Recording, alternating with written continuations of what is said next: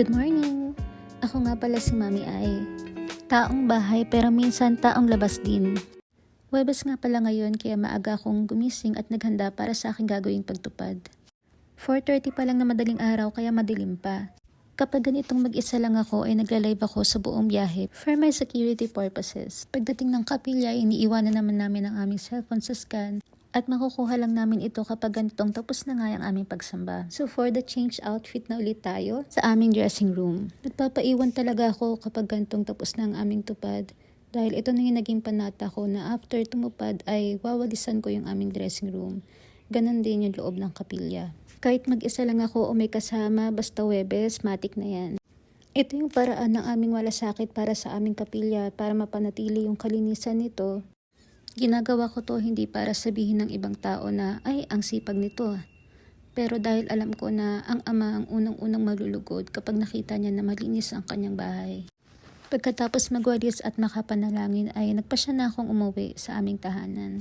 Habang pauwi nga ako ay nadaanan ko to si ate na naglalabas ng kanyang paninda kaya napagdesisyonan ko na ring bumili muna sa kanya.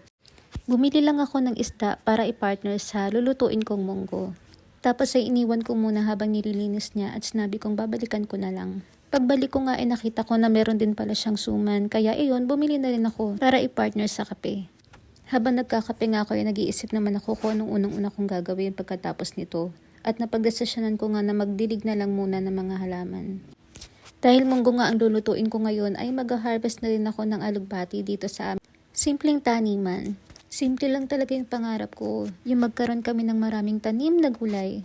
Pareho kasi kami ni Mr. na mahilig sa gulay at napakasaya ko dahil ito yung meron kami. Meron din pala kaming okra at siling panigang dito. Tapos na ako magdilig kaya nag-harvest na rin ako ng alugbati, talbos ng kamote at kumuha na rin ako ng mga okay na okra.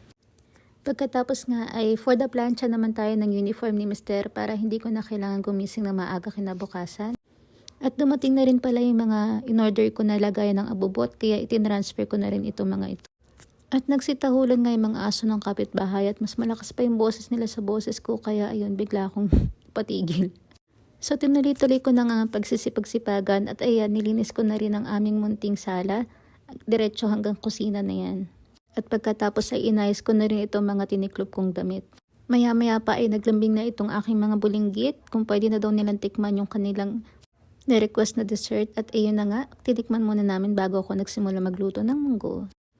Fast forward, nahugasan ko na rin nga pala yung ating mga hinarvest kanina at iyan nilagay ko na siya sa ating munggo.